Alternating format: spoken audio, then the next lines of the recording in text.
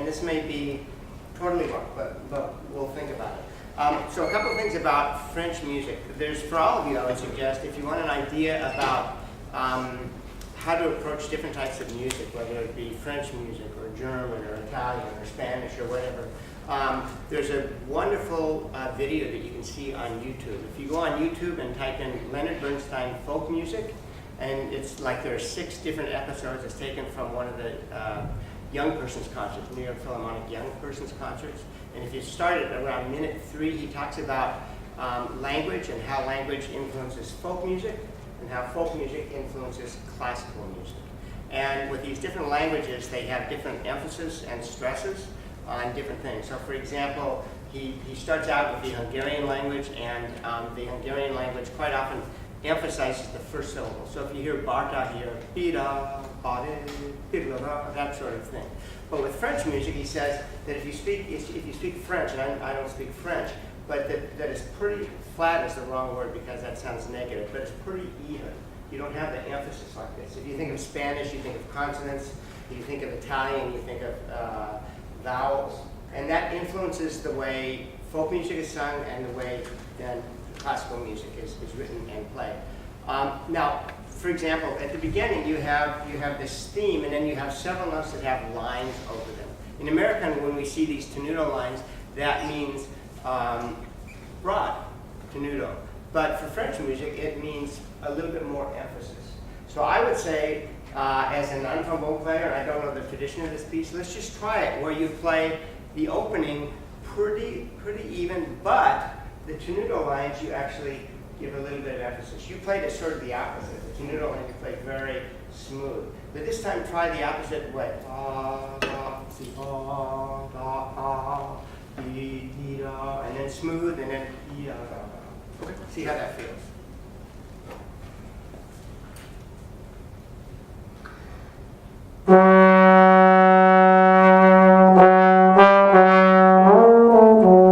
Good. And sorry to stop you. There's a I hate it when conductors do that. And now I'm doing it. There's a diminuendo. So again, this is not talking about technical stuff, but let's approach it almost technically. Try to make that diminuendo as even as you can, and then also as beautiful. So you've got this emphasis within the diminuendo. So to me, here's what's fun. You play really, really well. So you didn't make a mistake. I mean, you had the piece really covered. So go deep into the weeds and take each phrase. Number one, think of the entire architecture of the piece, but then think of each phrase and what can you do to make that a little bit more special. Sure. For example, do you have a favorite author? Novelist, let's say? I like J.K. Rowling. Okay. So there's this arc to each book, yeah, and there's this arc to the entire story, right? Okay. Within that arc, you have different sections, and then you'll have different chapters, and then also you'll have different paragraphs, and there'll even be sentences where there'll be sentences just beautifully written. Okay. That would be like just a small accent or something like that. I had a lesson one time with Adolf Herseth, and I played a Charlier etude, and he said, imagine that you have a steak, a really fine piece of meat, and you cook this steak, and it tastes really wonderful.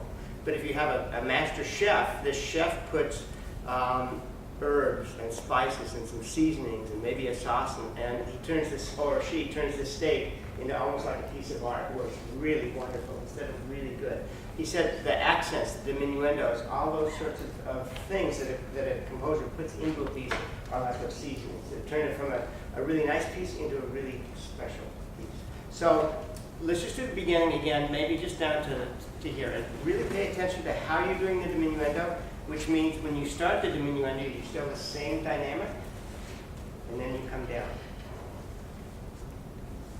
Okay?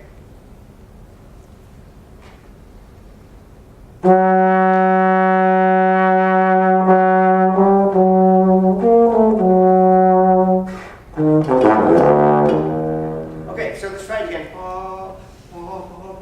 Yeah? Yeah. Okay.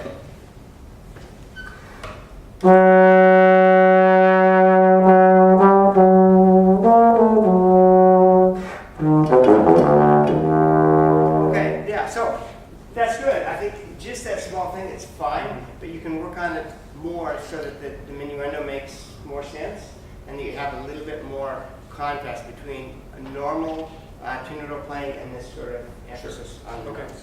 Okay, I think all of this was good. For me, not knowing